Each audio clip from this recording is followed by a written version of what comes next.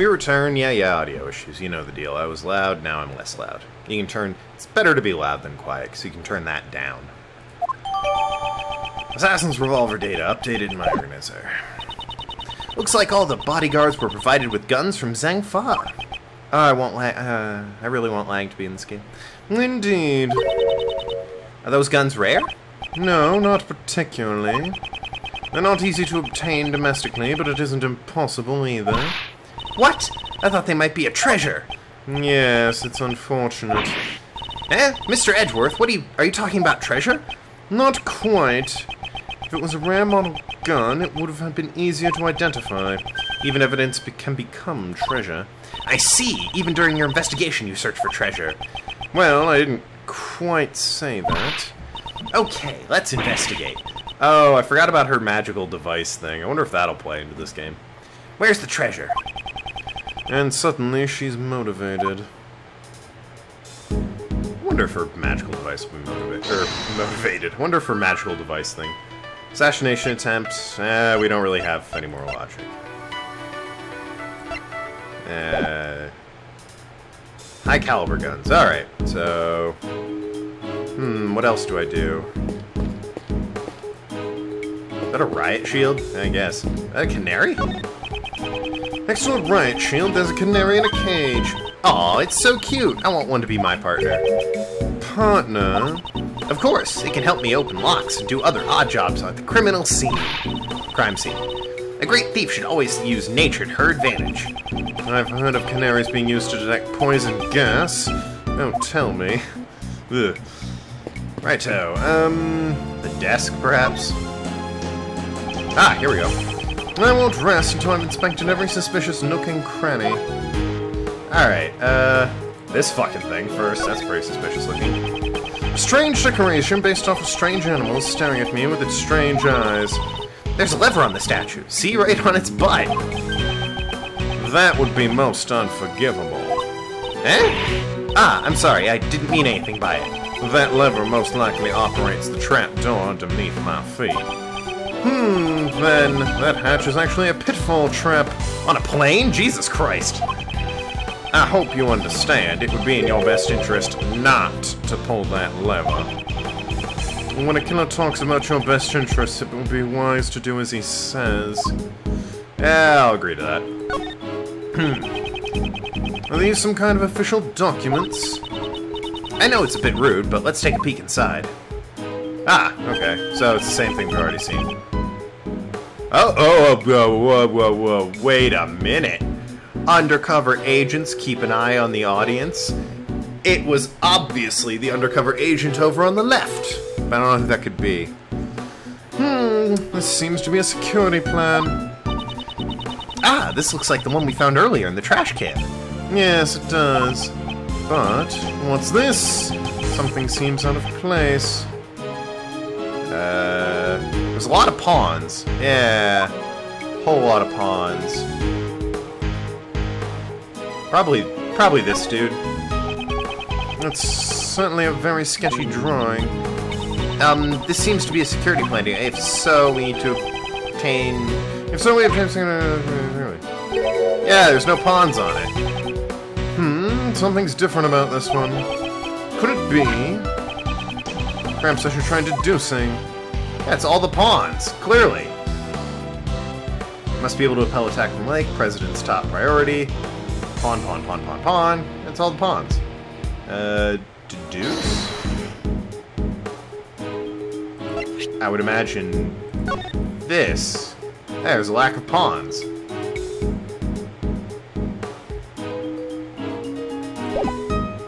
Oh, wait a second. It's not the pawns. It is not the pawns, good ladies and gentlemen. Someone switched sides. Yeah, they switched sides. The pawns are new too, but they're undercover agents. It's the fucking side-changing sons of bitches. Present. Eureka! What's this? The detail of the security plans were changed. Eh? Ah, you're right. Yeah, that's right. It was changed yesterday. President's orders. Why the sudden change? Because 2 days ago, the killer attacked the president. He disguised himself as a bodyguard. Rook was the first to notice. He had already gotten close to the president. Damn! That's... That's quite the face Knightley's making. Jeez. He's able to get away from this? He seems pretty well and good surrounded. Rook managed to stop him just in the nick of time. Rook grabbed his left arm and twisted it, then fired 1 bullet square into his left arm. What were you doing at the time, Mr. Knightley? I was... If I remember correctly, the first person I took out that day was you. Oops. Was that a touchy subject? Shut up! So back then, your neck injury has yet to heal, and you've already forgotten? No, not you, not now. Since that day I haven't been able to turn my head right. It sucks. To think that I would suffer an injury. Ethan Rook, you could say he was a most capable individual. Unlike this man here. What's so different about me and Rook? I believe you're about as different as a pawn and a queen. What? So you remembered Rook's name because he was highly capable? Correct. Well, disguised as a bodyguard, I happened to hear his name. There was no way I could forget that name. Only a select few have ever been able to injure me. So this was the connection Declan was talking about. The security arrangements were changed, so that the killer would not be able to sneak in as a bodyguard again. Only the president's 2 most trusted subordinates would accompany him on stage. In short, me and Rook. Security plans updated. Okay, alright. It appears your positions were also changed. That's true! He's now on the right side. Because I can't turn my head to the right. My position got changed to the president's left side. In other words, I was relocated to the right side of the stage. Head couldn't turn right. His plans were altered so he could stand on the right side of the stage. I guess that way he could look left at the president if he needed to. Makes a certain amount of sense. Alright. This is a heavy-looking vest. The president's clothes must be made from some special fabric. Indeed. It's to protect against bullets. Wow, it even does that? Naturally. This is a bulletproof vest, after all. Ooh. Ah, so that's what it is. This is the first time I've seen one. You could have just said something earlier. That really surprised me. And what the hell are these down here? It's a collection of colorful personal security alarms. Really? They all seem to have been used before. The president, he sure is a nice guy. He bought these security alarms to protect his wife and kids. Then why would he leave them all here? It's obvious they're for his own personal use. Objection! A single person can't carry that many security alarms.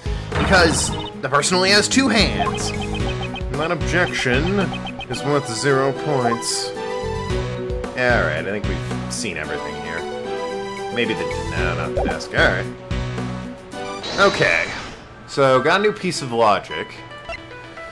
Head couldn't turn right. Plans were altered so he could stand to the right side.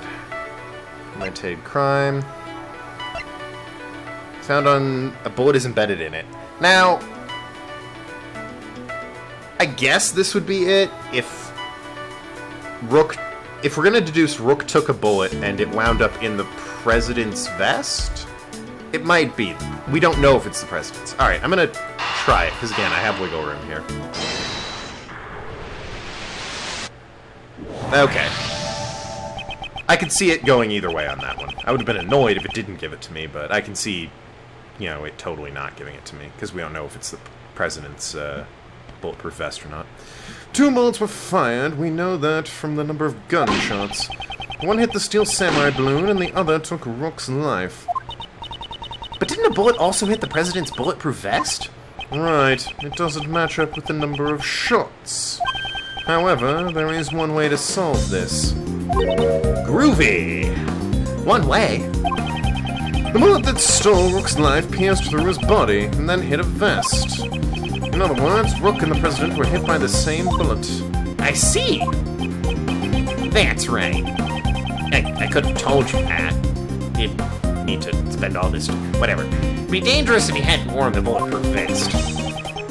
Is the President alright? Even while wearing a bulletproof vest, you can still get injured. Yeah, the bullet's impact can still fracture your bones. But don't worry, he's fine. The President's trained himself like no other. Seriously. Dude, fucking jacked. He's a solid 10. I'd take one in the butt from him, if you know what I mean. I love adding "if you know what I mean" to very obvious innuendo. Maybe the President didn't even need a bulletproof vest. I think that might be pushing it. I'd like to examine the bullet. There's a chance there may still be ballistic markings. I don't think ballistic markings go away.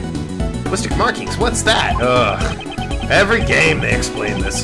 Ballistic markings are always left on bullet. Each gun leaves a different... Let me examine... You could say they're like a gun's fingerprints. That's almost a word-for-word copy of the first game. I get it now. Let's investigate right away. I think that'd be difficult. The bullet was completely flattened when it hit the vest. Yeah, they tend to do that. There's no way you could investigate the markings.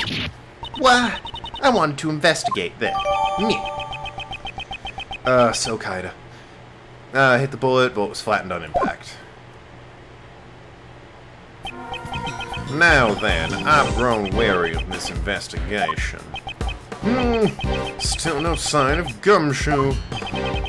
Mr. Prosecutor, have you uncovered the truth yet? No, not yet. I see. In that case, would you like to speak with someone who was involved in the incident? Someone involved in the incident? You mean... Is there not one more witness? Just behind those doors. Of course, the President himself. Well, Mr. Prosecutor, please do the honors and summon the witness here. There's no chance in hell I'm letting that happen. You think you can just summon the President like a witness in court? Heck. Mr. President, I'm sure you are watching all this through your security cameras. Would you kindly grace us with your presence?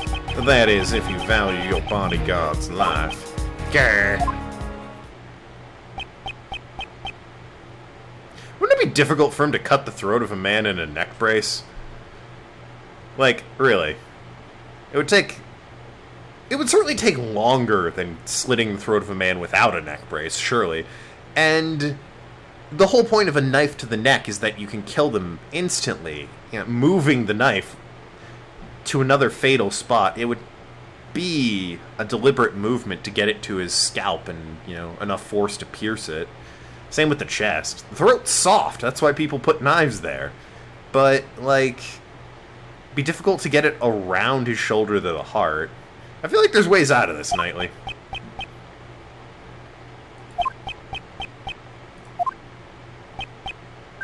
I see.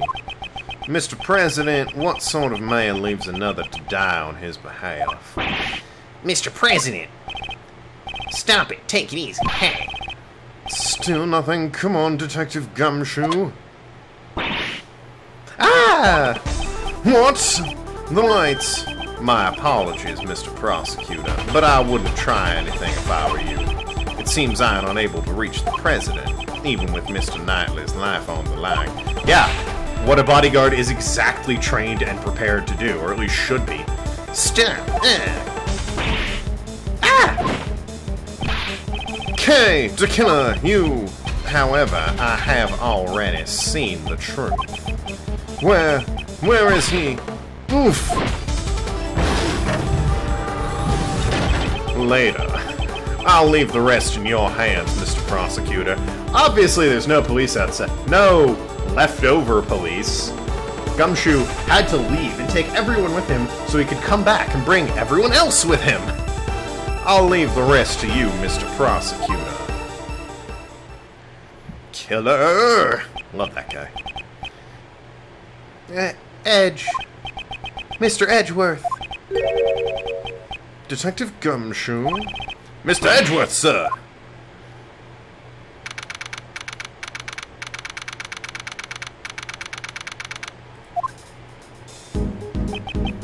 Did I pass out? Mr. Edgeworth, thank goodness you're safe. Mr. Edgeworth, are you okay? Okay, what about you? I just woke up myself. My head's throbbing a bit, but it's no big deal. Detective Gumshoe, what happened to the killer? Miss Swift came running out of the plane. She told us the killer made a run for it, but we were too late, sir. We had heard from that bodyguard that the emergency lifeboat, I did take it, over there had been stolen. He's probably at the other side of the wake by now. Well out of our reach. Who knows where that wake goes, sir? Didn't you seal off the park? The police are all called back to surround the plane. But right now, there's no one guarding the opposite shore. That means he succeeded in giving us the slip. He's in a rowboat! Sure seems that way, sir. You don't have snipers? Jeez. Mr. Prosecutor. Horace Knightley, it seems you also had a narrow escape. Yeah, that sucked. That hunk. Come to think of it, we found this near where you fell, sir. This is the killer's calling card. Looks like a message from him. Calling card embezzled? Embellished with a shell symbol. Well then. He always leaves this card next to his victim's body. But you're not dead, sir. Perhaps this signifies something similar to a killing. Which reminds me, the last thing he said still bothers me. However, I have already seen the truth. I'll leave the rest in your hands, Mr. Prosecutor. I think he's saying if I fuck up, he's gonna shoot me and kill me. See the truth? What did he mean? Yeah, it's safe now. What was that? Oh, The president will be making his entrance now. The president? this guy. He needs a hell of a voice. Hong. I can either make it really deep. Jesus! That suit is really tight on that man. I can either make it crazy deep or crazy high-pitched and whiny. I think I'm gonna go crazy deep, because I'm already doing enough high-pitched whiny voices.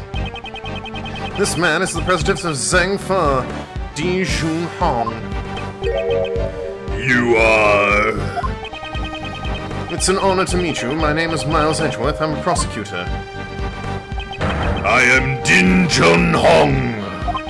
I have heard of your deeds. You saved my country from a great crisis. Is he referring to the Tokenlad case? I was simply solving a murder, nothing more.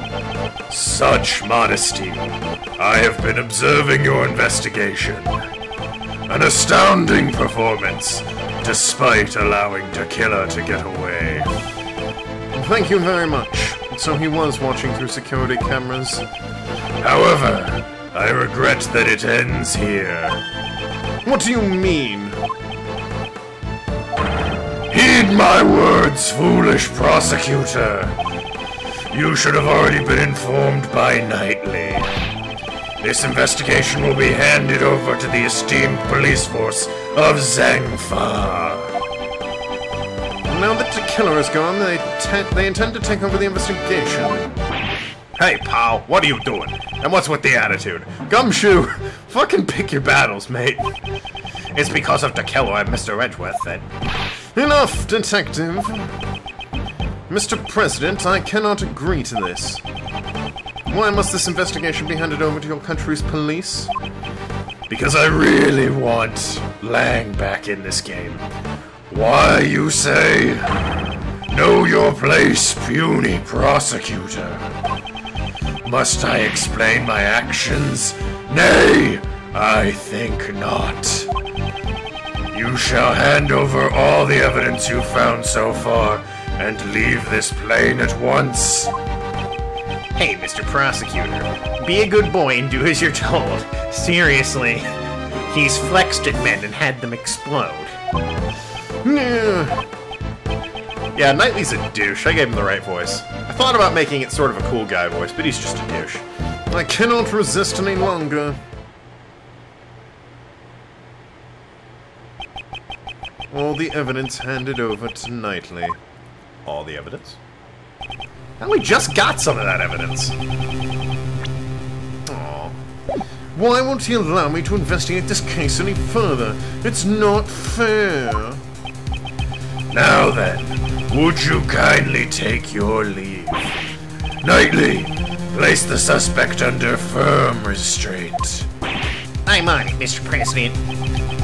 An attempt on my life, the murder of my subordinate, such evil, such sin. He reminds me a lot. Do all people from Zhang Fa look like that? All people over 40? Again, I don't want to spoil the first game. There's a certain character you meet towards the end who's equally as menacing and jacked as he is. I didn't kill nobody. I swear. Shut your trap, lady. You dare question me? You dare stain this world with deceit? Should we pardon this sin? Nay, absolutely not. It is most unforgivable. My reasons being... Find his reasons out next time on Miles Edgeworth, Ace Investigator. Thanks so much for watching Tokenlad. Talk to you later, Shrewd Negotiators. See you around, Ass Clowns. Check out my Patreon if you get a free moment. Every little bit helps.